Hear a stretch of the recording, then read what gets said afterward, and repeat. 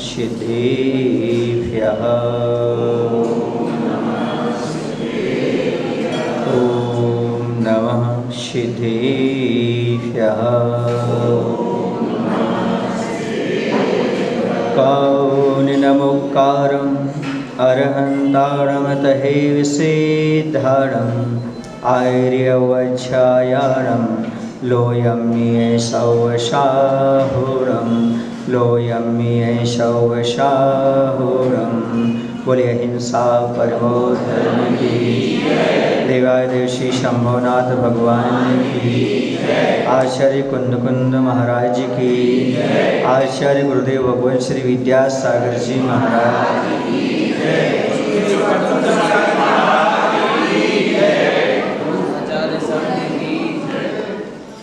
प्रकृति का संधि काल का वर्णन चल रहा है। उस समय ये कहा गया था कि जो व्यक्ति आत्मा और परमात्मा के ध्यान में लगा हो वह कभी किसी का अहित नहीं विचार कर सकता। और ये भी कहा जा रहा था कि भाई हमारा मन जो है वह जब भी सोचता है तो दूसरे के बारे में ज़्यादा सोचता है, अपने बारे में कम सोचता है। ये महान अवसर मिलता है संधि काल, जिसमें हम अपने बारे में सोच पाते हैं, आत्मानुमुखी हो पाते हैं, आत्मा और परमात्मा से चर्चा कर पाते हैं। इस संधि काल को व्यर्थ मत गमाइएगा। अपने से मिलने का सौभाग्य इस संधि काल में ही मिलता है। आज नहीं तो कल आपको ये करना पड़ेगा, दुनिया का विचार छोड़कर अपना विचार करना पड़ेगा।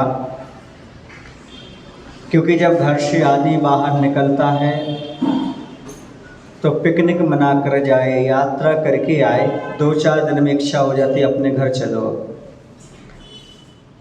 इसी संसार में कितना भी तुम भटक लो, बाद में ये कहोगे अपनी आत्मा में आ जाओ, इसी में कल्याण है। नई नई आँखों को हर मंजर अच्छा लगता है। दृश्य नई नई आँखों को हर मंजर अच्छा लगता है। बहुत घूम लिए इस शहर में, अब तो अपना घर ही अच्छा लगता है। वह संधि काल में बुलाती है अपने घर में आ जाओ, कहाँ भटकते रहोगे।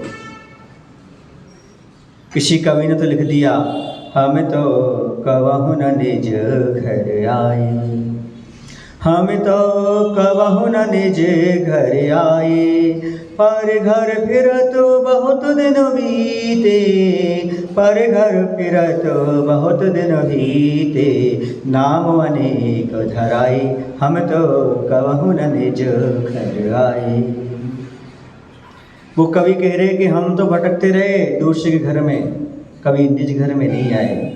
कभी त्रिंच की पर्याय की, कभी देव की, कभी मनुष्य की, पता नहीं कहाँ कहाँ भटकते रहे। कभी हम निज आत्मा में अभी तक प्रवेश नहीं किए, निज घर में आज तक नहीं आए। उस निज घर में आ जाओ। इस संधि काल इससे अच्छा और श्रेयस्कारी समय नहीं होता जिसमें हम अपने घर में आ सकें, अपने घट में आ सकें, अंतर्मुखी हो सकें। ये बात यहाँ पर चल ही रही थी। संधि काल के कितने में क्या हुआ, और इधर सामने सरिता जो सरपट सरक रही है अपार सागर की ओर, सुन नहीं सकती इस वार्ता को कारण, पथ पर चलता है सतपथ पथिक, वह मुड़कर नहीं देखता तन से भी मन से भी। यहाँ दूसरी ओर लगातार निरंतर अनवरत बहने वाली नदी बहती चली जा रही है, एक क्षण भी रुकने के लिए तैयार नहीं है। क्योंकि शतपथ का जो पथिक होता है वो एक पल भी रुकना पसंद नहीं करता, निरंतर अपने पथ पर बढ़ता जाता है, बढ़ता चला जाता है। शतपथ का पथिक वह क्या करता है, मुड़कर नहीं देखता, न तन से देखता है और न मन से देखता। क्यों? क्योंकि यहाँ वहाँ देखेंगे तो 2 चीज़ें मिलेंगी, एक तो संकट नजर आएंगे, दूसरे प्रलोभन नजर आएंगे। यहाँ पर जो वार्ता पहले चल रही थी इसमें दो चीज़ें सामने आ सकती हैं, और मोक्ष मार्ग में दो चीज़ें आती नहीं हैं। अच्छे अच्छे प्रलोभन भी मिलते हैं और अच्छे अच्छे बड़े बड़े संकट भी आते हैं। यदि कोई व्यक्ति पथ से भ्रष्ट होता है, अपने मार्ग से लौट आता है, आगे नहीं बढ़ पाता है, तो उसमें मुख्य कारण दो हैं। एक संकट आ जाने पर और दूसरा प्रलोभन में पड़ जाने पर। संकट आ जाना मजबूरी कह सकते हैं, लेकिन प्रलोभन में पड़ जाना कमजोरी कह सकते हैं। आदमी सच्ची राह दो कारण से छोड़ता है। एक तो मजबूरीवश छोड़ता है और दूसरा कमजोरीवश छोड़ता है। कमजोरीवश छोड़ना पुरुषार्थहीनता है और मजबूरीवश छूट जाना कर्मोदय है। मजबूरीवश छूटना कर्मोदय होता है, कर्म के उदय से ऐसा हो गया। और मजबूरी क्या हो जाती है? हमारी कमजोरी। यानी जब संकट आता है, ये कर्म के उदय से आता है, और इस संकट में, कर्म के उदय में हम ये कह सकते हैं क्या होगी? हमारी मजबूरी है कि हम आगे नहीं बढ़ पा रहे, कर नहीं पा रहे, हमारा शरीर साथ नहीं दे रहा, सामने से कोई विपत्ति आ गई, हम आगे नहीं बढ़ पाते। लेकिन इससे तो हम कोई बात नहीं, ये बाधा हम कुछ नहीं कह सकते, लेकिन फिर भी यदि आपका संबल हो और आप समझ सको तो मैं मार्ग से विचलित तो नहीं होऊंगा। संकट आ जाए, भले मैं आज प्राण त्याग कर सकता हूँ और प्राण त्याग कर सकता है, लेकिन मैं विचलित नहीं होगा। ये उसकी दृढ़ता काम करेगी संकट के समय। और दूसरी बात है, प्रलोभन जब उसके पास आएगा तो प्रलोभन में उसके लिए अपनी, कहना चाहिए, दृढ़ता रखना पड़ेगी। और साथहीनता करोगे, चले जाओगे। प्रलोभन बहुत सारे मिलते हैं, प्रलोभन को समझो। मोक्ष मार्ग बराबर प्रलोभन कहीं नहीं मिलती। हर चीज मिलती है यहाँ पर। 5 इंद्रिय के विषय भरी पड़े हैं यहाँ पर। श्री स्त्री भरी पड़ी यहाँ पर। श्री समझते हो? श्री माने रुपया पैसा, बाकी तो आप जानते हो। इस सब संसार में सारी चीजें सुलभ हैं और सारा संसार इसी में रचा पचा है। इतने प्रलोभन है संसार में जिसकी कोई सीमा नहीं है। लेकिन मोक्ष मार्ग ये कहता है, चाहे कुछ भी हो जाए, इन प्रलोभनों में नहीं फंसूंगा, क्योंकि ये प्रलोभन लुभावने हैं और एक दिन हमें पथ से भ्रष्ट कर देंगे। वह दृढ़ बना रहता है। कोई प्रलोभन आता है, प्रलोभन में नहीं फंसता। वह कहता है चांदना की चांदनी फिर अंधियारी रात। हमें इस चीज़ में नहीं फंसना। हमें तो ये प्रलोभन छोड़ करके आगे बढ़ना है। हमारा उद्देश्य क्या है, हमारा लक्ष्य क्या है? कर्मों की निर्जरा करना, संसार के पदार्थों से ऊपर उठना। और प्रलोभन किसका मिलेगा? संसार के पदार्थों का तो मिलेगा, या तो पद का मिलेगा, ख्याति लाभ का मिलेगा, या फिर संसार की वस्तुओं का मिलेगा। और जिसे अपना आत्मकल्याण करना है, संसार की वस्तु चाहेगा नहीं। और जिसे ये समझना है किसी पद पर बैठ जाओ, मूलगुण तो हमारे पास, निर्जरा तो हमें करना है। क्या पद के माध्यम से निर्जरा होती है? क्या अपने आप बच जाएगा। जिसके पास कर्म सिद्धांत है वह न प्रलोभन में फंसेगा और न संकट में फंसेगा, वो अपने मोक्ष मार्ग पर बढ़ता रहेगा। मक्खी होती, मक्खी सामने चाशनी पड़ी रहती है। मक्खी कितनी चाशनी खा सकती है? 100 ग्राम। जितना उसका पेट है उतनी तो खाएगी। कितना खाएगी? जितना पेट है। वेट और पेट के अनुसार तो खाएगी, उससे ज़्यादा तो खा नहीं सकती। इसकी थोड़ी आवाज़ बढ़ा सकती।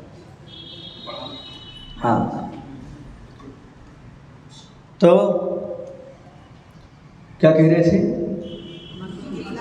मक्खी क्या करती है? वह सीधी चाशनी पर टूट पड़ती है। सीधी चाशनी पर टूट पड़ती है। उसका विवेक नहीं रहता। वह चाहे तो साइड से बैठ करके वर्षों तक खा सकती है चाशनी को। साइड में बैठना है उसको, साइड में बैठ करके उसका स्वाद लेना है, पेट भरना है और आगे बढ़ जाना है। लेकिन जो अविवेक वाली मक्खी होती है, वो क्या करती है? सीधी चाशनी में टूट पड़ती है। और चाशनी में टूट पड़ी तो आप लोग बोलते ना, मक्खी नहीं, लालच बुरी बुरा है, लोहा बोलते आप। मक्खी गुड़ में गड़ी रहे, पंख रहे लिपटाए, हाथ मले और सिर धुले, लालच बुरी बलाए।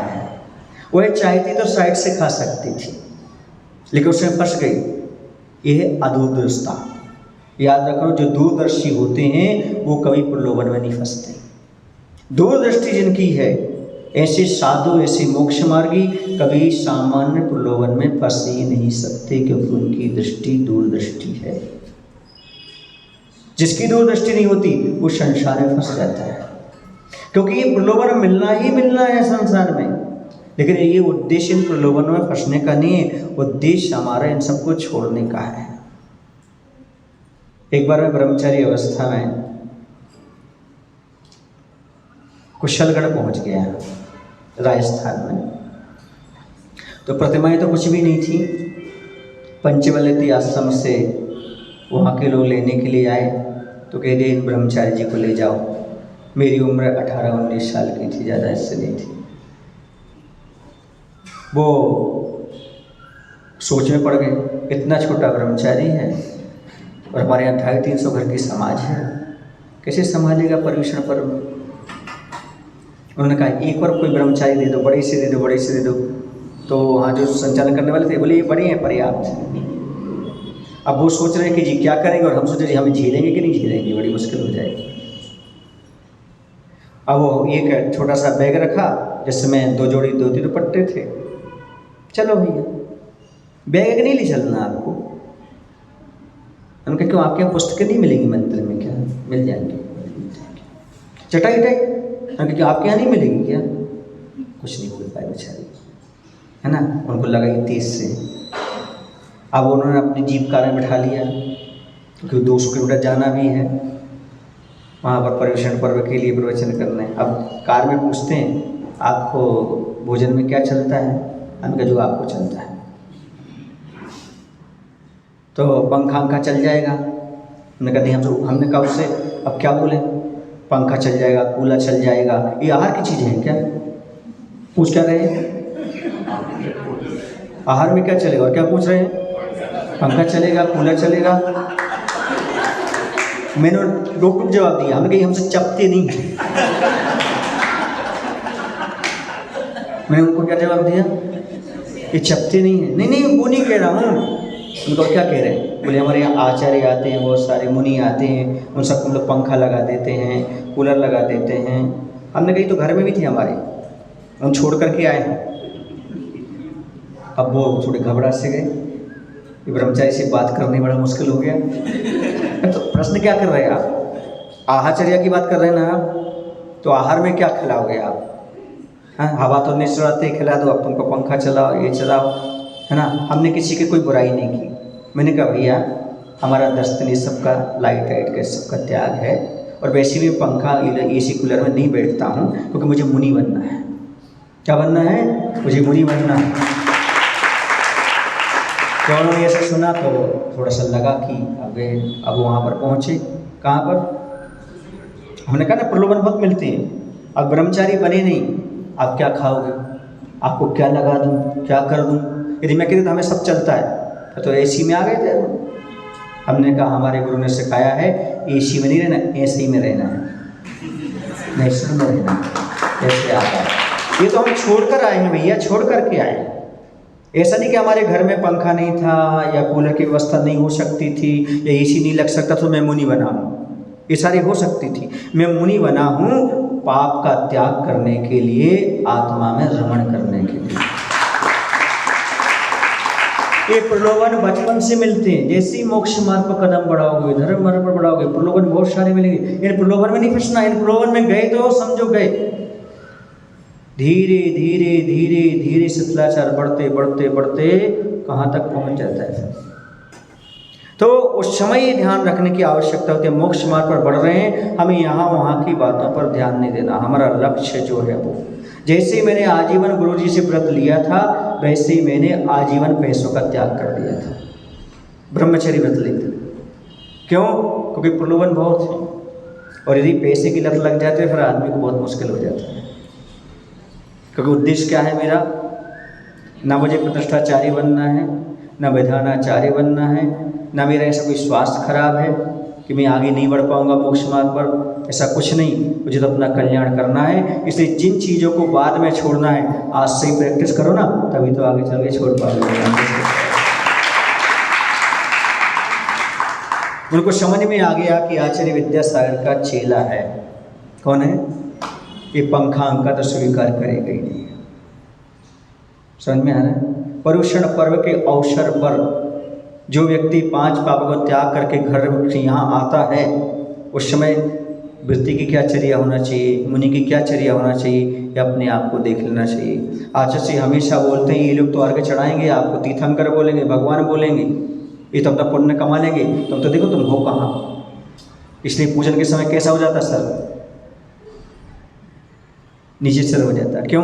भैया ये तो अपना पुण्य कमा लेंगे, तेरा क्या होगा रे? सोच लो, विचार कर लो।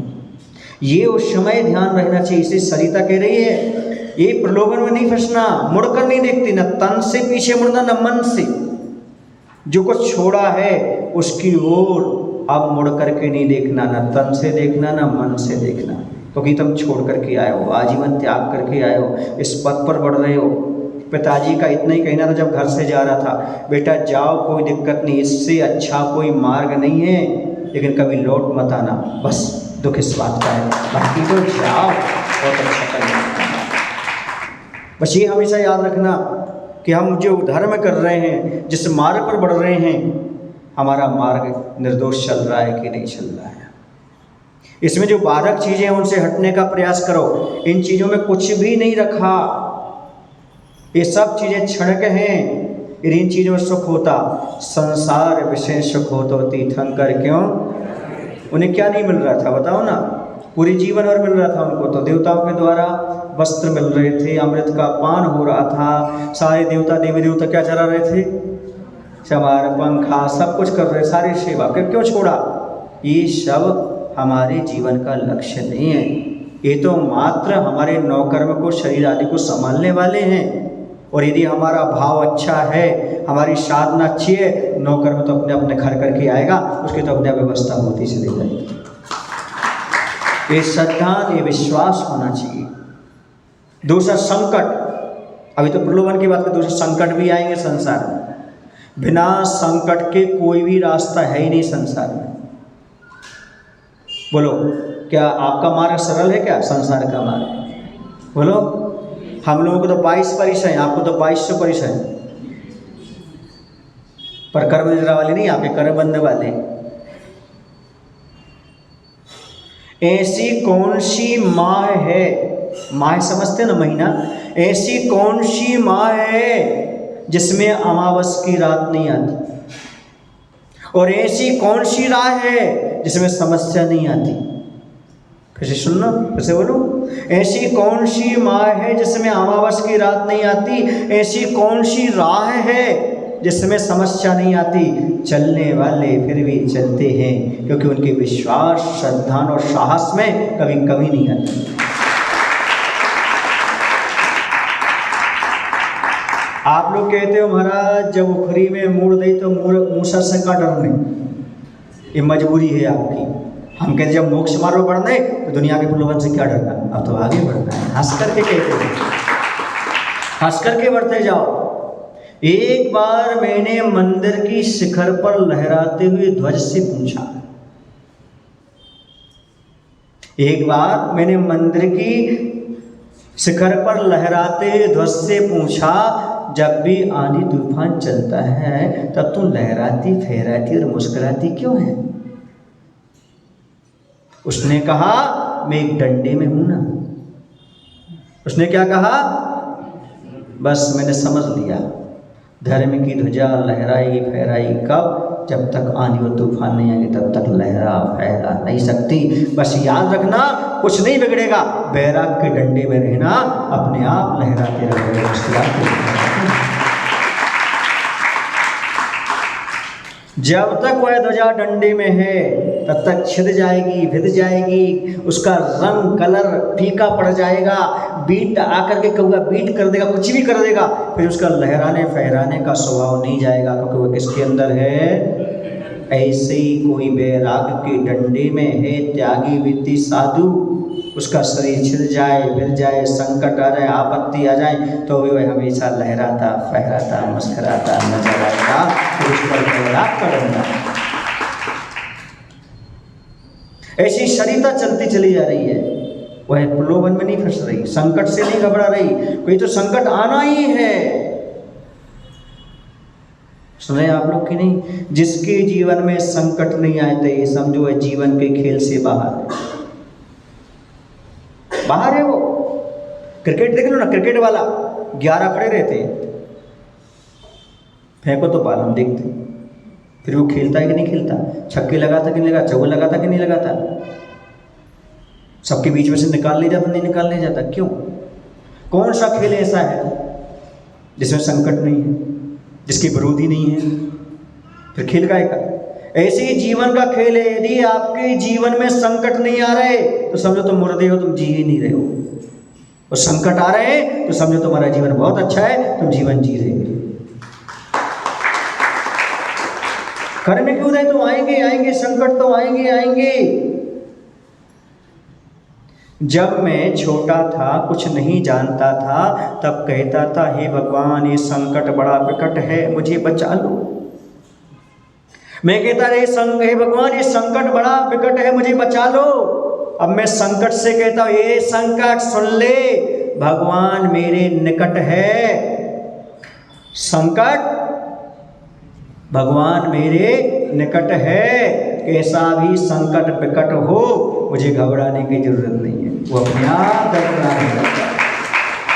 पहले भगवान से कहता था भगवान संकट मेरे निकट है, अब मैं संकट से कहता हूँ अरे भगवान मेरे निकट है, तू क्या कर लेगा? संकट कुछ नहीं कर सकता। एक श्रद्धा, एक विश्वास रख करके चलो। संकट के बिना जीवन नहीं, जैसे बिना कांटों के गुलाब नहीं। पर हमेशा विचार करना, हमेशा सोचना, जब कभी आपके जीवन में खराब दिन आ जाए, ये मत कहो कि दिन खराब आए हैं, ये मत कहो कि दिन खराब आए हैं, ये कहो कांटों से घिरे गुलाब आए हैं।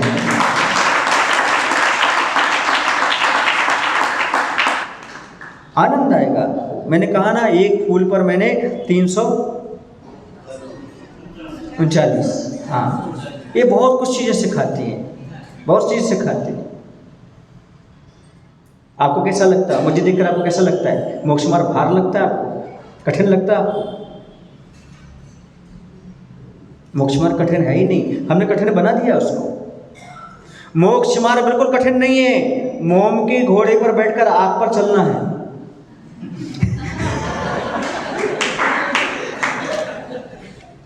बिल्कुल कठिन नहीं है। क्या कह रहा हूं? हाँ, मतलब आग पर चलना ही है, मोम का घोड़ा तो बना दिया जाता है, लेकिन खतरों के खिलाड़ी घबराते नहीं इससे, वो आगे बढ़ते चले जाते हैं। संकट नहीं है तो आनंद नहीं है, उन्नति नहीं है, विकास नहीं है। बिना परीक्षा के दूसरी क्लास में कैसे जाओगे? बिना परीक्षा के जैसे दूसरी क्लास में प्रमोशन नहीं होता, वैसे बिना संकट के मोक्ष मार्ग में आगे बढ़ना नहीं होता। तो आएंगे एक साथ 19 काउंटर से हमारी दुकान चलती है। आपकी दुकान में कितने काउंटर हो सकते हैं? 3 से ज़्यादा नहीं हो सकते, क्योंकि एक साइड तो आपको माल रखना पड़ेगा ना, बैठना भी पड़ेगा। हमारे यहाँ 19 काउंटर खोले एक साथ, है तो 22, पर 3 क्लोज हो जाते हैं। समझ गए? 19 काउंटर, 22 बड़े विषय में से कितने? हाँ, 3 कम हो जाते हैं। यदि शीत है तो उष्ण नहीं होगा, और यदि निषद्या, चर्या और शय्या 3 में से 2 कम हो जाएंगे, तो 3 कम हो गए। यदि निषद्या मैंने बैठे हैं, हाँ, तो लेटे नहीं होंगे और चल रहे नहीं होंगे। यदि चल रहे हैं तो लेटे और बैठे नहीं होंगे। समझ में है ना? तो ये 3 कम हो जाते हैं। बाकी 19 काउंटर से कर्म की निर्जरा चलती रहती है। बताओ, जिसकी दुकान में 19 काउंटर खुले हो वो गरीब हो सकता है क्या?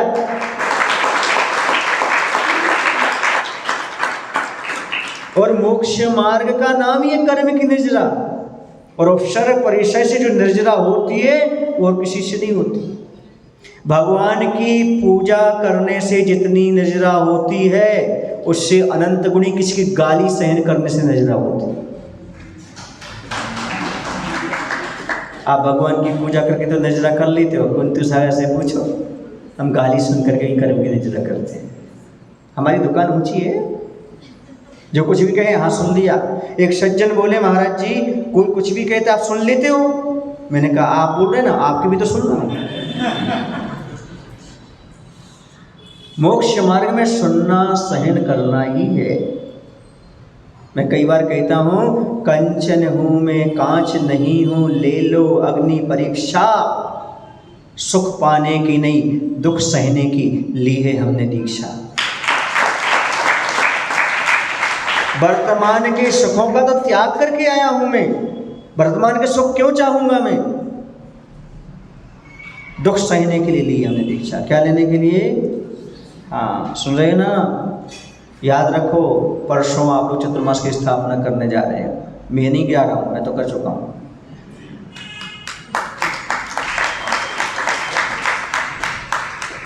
साधु को कोई व्यवस्था की आवश्यकता नहीं पड़ती क्योंकि साधु स्वयं व्यवस्थित होता है।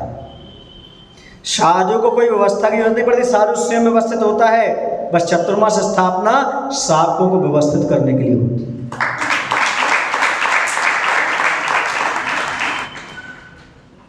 यदि संकट नहीं, प्रतिकूलता नहीं तो क्या? एक सज्जन कल हमारे पास बेगमगंज वाले आए, बोले महाराज जी यहाँ कोई प्रतिकूलता तो नहीं है, ऐसा तो नहीं है। मैंने कहा भैया तो मोक्ष मार्ग है, अपने पुण्य को दस जितना होता है नहीं होता है। और उनकी व्यवस्था क्या चाहिए शादी के लिए? बोलो क्या चाहिए व्यवस्था? रहने के लिए स्थान है, 10 बजे चले जाते हैं, सुबह सुबह घूम आते हैं, स्वाध्याय है ही, स्वाध्याय सुनने वाले बैठे हैं, और क्या चाहिए हमें? और गुरु महाराज का आशीर्वाद है ही, और सबको कोई दिक्कत नहीं, सब अच्छा होगा होगा होगा होगा। बेंगलोर जैसे शहर में इतनी व्यवस्था होना समझो तीव्र पुण्य का उदय है, तब हो जाएगा। और क्या चाहिए?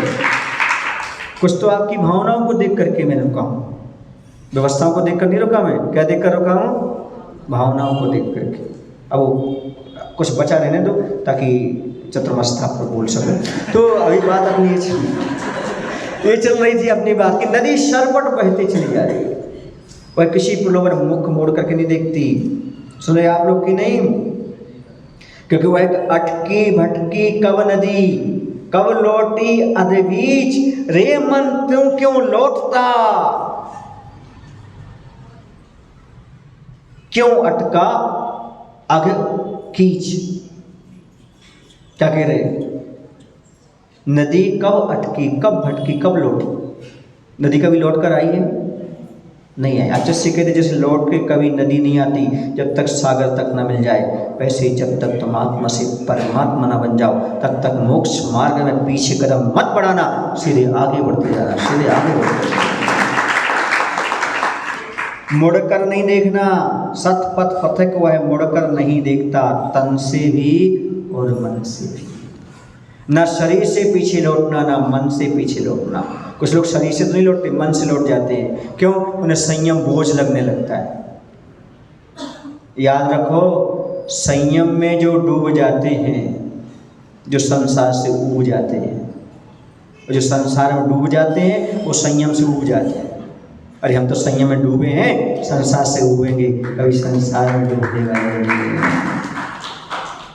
कभी प्रलोभन में नहीं फंसता, कभी संकट में आता है तो संकट से निपटने का बस भगवान से प्रार्थना करता है, हे भगवान, ये कभी नहीं कहता हम पर संकट ना आए, हे भगवान हम पर संकट आए कोई बात नहीं, पर उससे जूझने की शक्ति जरूर देना, संबल जरूर देना, श्रद्धा जरूर देना, साहस जरूर देना, ताकि मैं संकट से निपट करके आगे बढ़ जाऊं।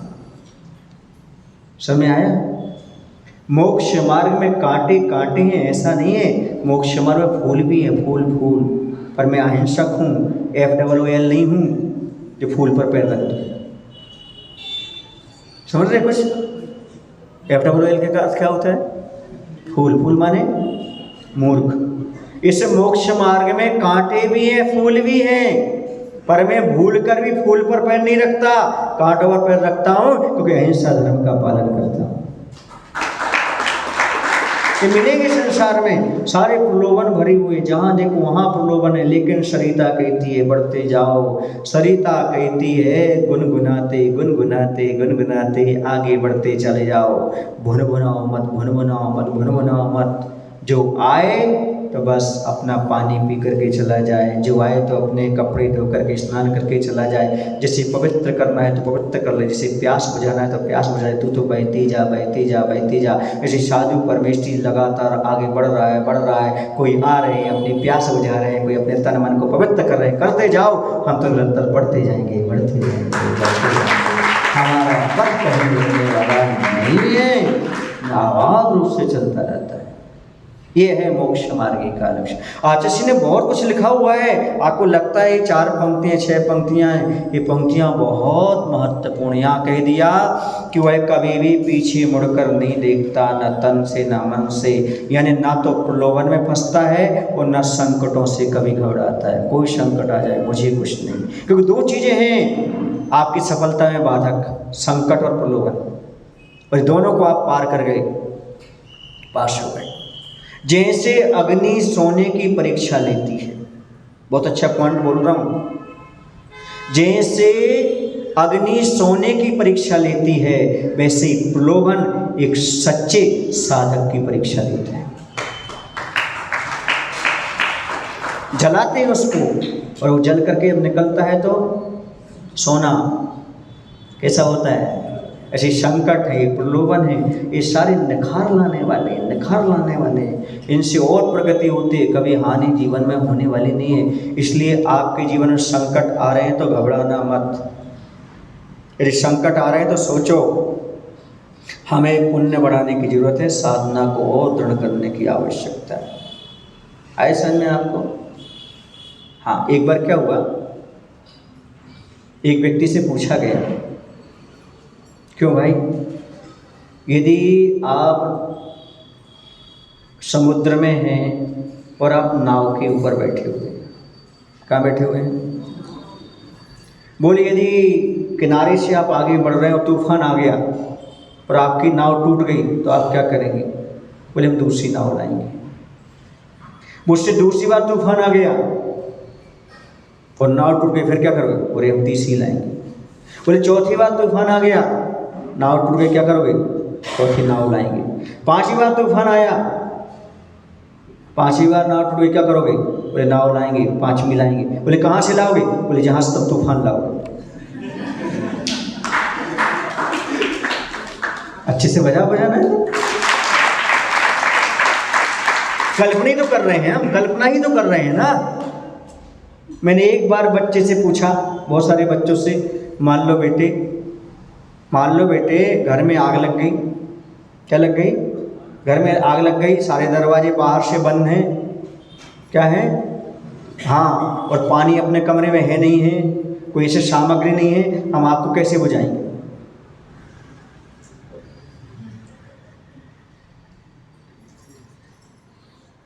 कैसे बुझाएंगे? अरे कल्पना करना बंद कर देंगे, कल्पना ही तो कर रहे हैं ना आप। कल्पना करना बंद कर देंगे, आग बुझ जाएगी। आप कल्पना करिए कमरे में आग लगी हुई है ना, और सारे दरवाजे बाहर से बंद है, पानी कुछ है नहीं, तो क्या करेंगे आग बुझाने के लिए? कल्पना करना बंद कर दो, अपने आप आग बुझ जाएगी। कुछ तो फितूरी रहती है अपने मन में।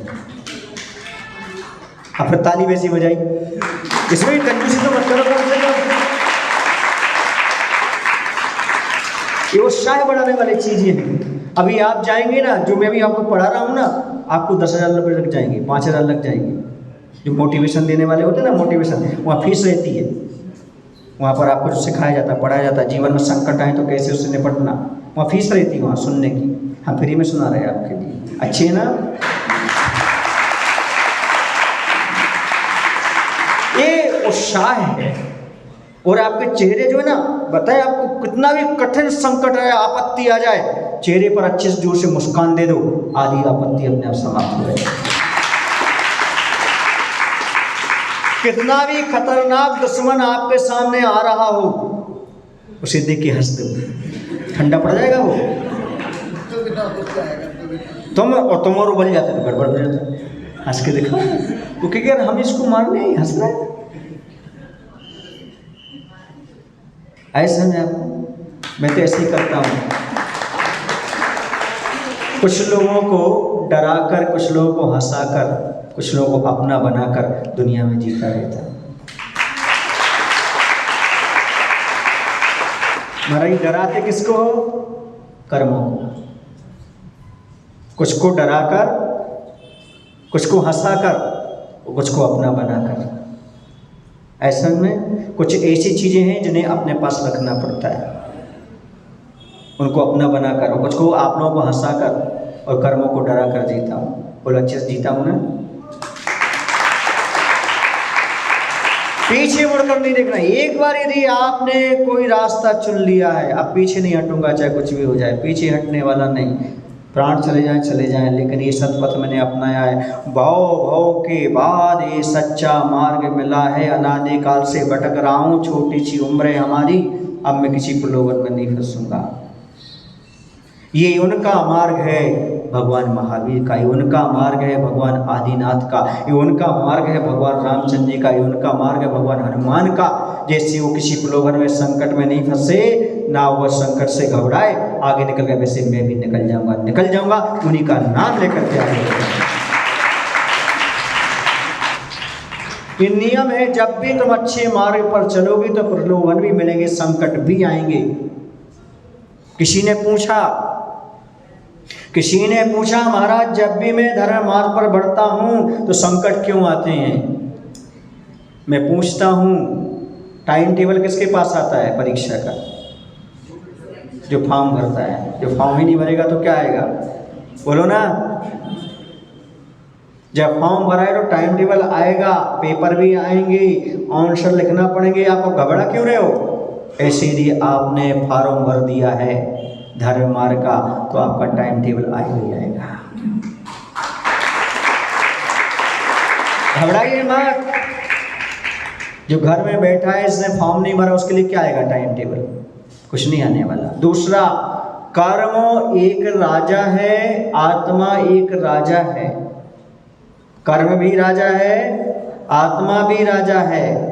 बात ऐसी है, आत्मा शांत बैठा है तो कर्म भी शांत बैठा है। तुम उसको ललकारोगे तो,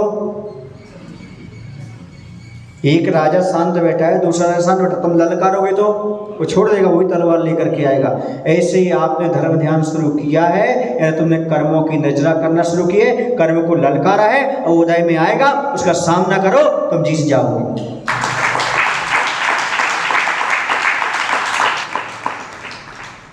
बताओ ऐसा कौन सा महान व्यक्ति है जिसे प्रलोभन ना मिला हो या जिसे संकट ना आया? संसार में सभी महापुरुष बना आज तक। आपको महापुरुष बनना है, कैसे बनोगे आप? कैसे बनोगे? ये सारी चीजें मिलने वाली है, मिलेंगी। आपको विश्वास नहीं होगा, जब मैं ब्रह्मचारी था तब मुझे एक आचार्य महाराज ने कहा था, बेटा तुम बहुत अच्छा संचालन करते हो, हमारे साथ चलो, सोनागिर जा रहे हैं, वहाँ तक चलो, हमारे संग में बुजुर्ग महाराज हैं, हम तुम्हें उसी समय दीक्षा दे देंगे, उसी समय आचार्य पद दे देंगे, हमारा संग संभाल लेना। कब? जब मैं घर में था, 12वीं पास की थी मैंने, उस समय व्रत लिया था, तब वो मुझे आचार्य बनाने के लिए तैयार थे। बन जाता क्या? बोलो ना। नहीं, मैंने कहा भैया मुझे आचार्य बन के अचार नहीं डालना है, मुझे तो पंचाचार का पालन करना है, और किसी आचार्य परमेश्वर के चरणों में करके। कहाँ प्रलोभन नहीं मिलते? कहाँ कौन सी चीज़ नहीं मिलती? बताओ आप लोग ये समझते हो सहज नहीं है मोक्ष मार्ग पर बढ़ना? कहाँ संकट नहीं, पल पल पर आदमी ताने बाने देता रहता है, पल पल पर अपशब्द बोलता रहता है, पल पल पर ऐसा जानता कुछ है नहीं पट्ठा बोलता रहता है। इसलिए मैं तो एल के से हमेशा दूर रहता हूँ।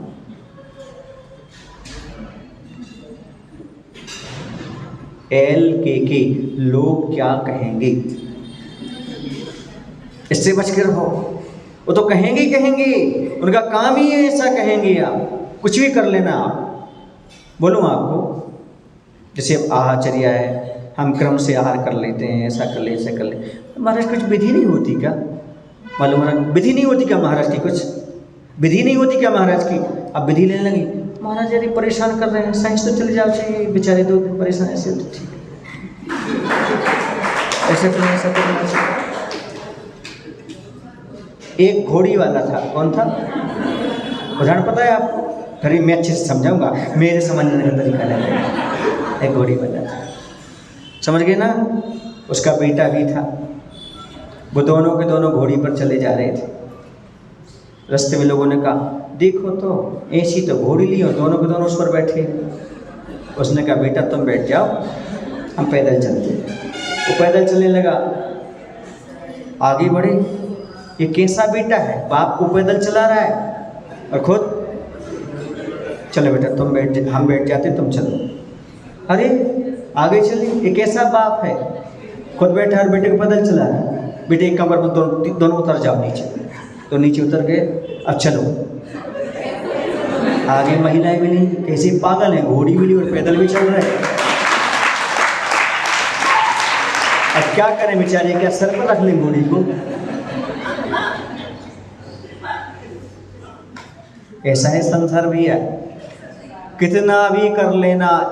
याद रखो, लिख लो भैया, संदीप भैया, एक आदमी कभी सभी को संतुष्ट नहीं कर सकता और सभी आदमी कभी एक से संतुष्ट नहीं हो सकते। इसलिए मैं धर्म ध्यान किसी को संतुष्ट करने के लिए नहीं, आत्मसंतुष्टि के लिए करता हूँ।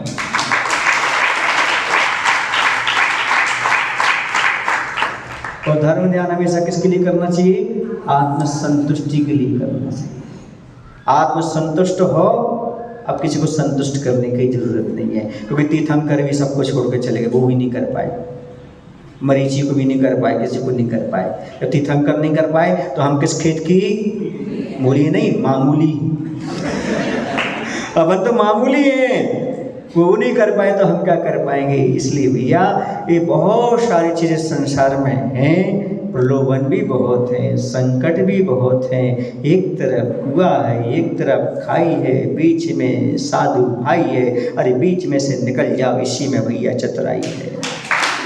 यही आनंद की है, आनंद लो, आनंद लो। देखो संसार को कौन क्या कहता है, कहने तो सुनते जाओ, डोंट माइंड इट।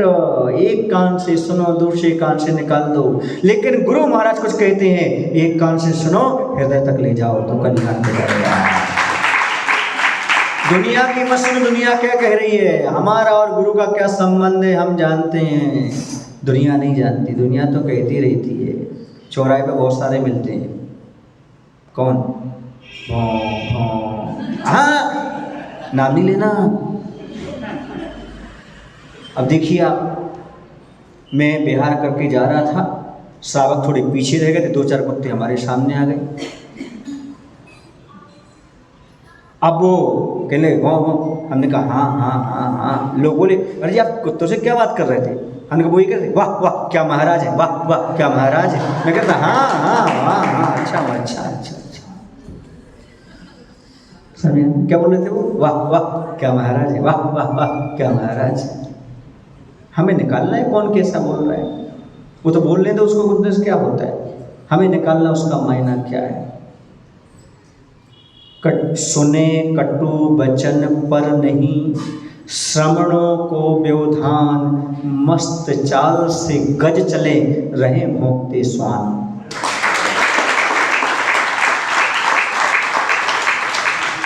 सुने कटु वचन पर नहीं, श्रवणों को व्यवधान, साधुओं को कोई बाधा नहीं पहुंचती। कोई कटु वचन बोले, कुछ ही बोले, कैसा ही बोले, क्योंकि मस्त चाल से गज चले रहे भोंकते स्वान। मैं तो इस शुद्ध भाषा में बोल दिया, जैसे के शब्दों में, सुदास्ता के शब्दों में बोल लूँ, नहीं बोल आप समझ गए हो। तो ये मोक्ष मार्ग है, इसमें न जाने क्या क्या प्रणति। कषाय के उदय से आदमी के मन में क्या भाव नहीं आ जाता, कषाय के उदय से क्या क्या नहीं बोल सकता, लेकिन बाद में वो क्षमा मांग लेता, हमसे गलती हो गई, हमसे अपराध हो गया। क्यों? ये मोक्ष मार्ग है भैया, इसमें समता के अलावा कुछ नहीं। सब सहन करते जाओ, लेकिन मन को हल्का मत करो। अरे हम सही रास्ते पर चल रहे लोग ऐसा क्यों बोल रहे हैं, ऐसा क्यों बोल रहे हैं? अरे वो सही रास्ते पर चल रहा है कि आप चल रहे हो? आप चल रहे हैं ना, उनको बोलने दो। आप सही रास्ते को कभी भी सही रास्ते से मत हटो। किसी ने आपकी निंदा कर दी, आप बुरा मत मानो। किसी ने आपकी प्रशंसा कर दी, अच्छा मत मानो। हाँ, मेरा तो यही सूत्र है। कोई निंदा करता है तो मैं दुखी नहीं होता, कोई प्रशंसा करता है तो बोलो बताओ हमें क्या मिला? हमें क्या मिला? एक ने निंदा की, एक ने प्रशंसा कर ली, वेदन से बराबर। हमें क्या मिला? बोलो क्या मिला? हमें कुछ नहीं मिला। निंदा करने वाले निंदा कर ली। मैं कैसा हूं क्या फर्क पड़ता है? मैं कैसा हूं क्या फर्क पड़ता है? आदमी की जैसी सोच है, मैं वैसा हूं, हमारे होने से क्या फर्क पड़ता है? सोच का अंतर। इतना ही रहने दो भैया, बहुत पर्याप्त हो गया। बोलो महावीर भगवान की जय।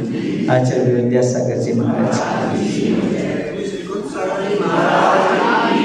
बोलो हे प्रभु, हमें इतनी शक्ति, इतनी बुद्धि दो ताकि हम धर्म मार्ग पर बढ़ते हुए संकटों से और प्रलोभनों से ऊपर उठकर अपने मार्ग पर निरंतर बढ़ते रहें। नमोस्तुते। जावाणी के ज्ञान से सूझे लोकालो, शोवाणी मस्तक धरो सदा लेते हम लोग। हे जिनवाणी भारती मातो जपो निर्लय, छोटे रो शरणागत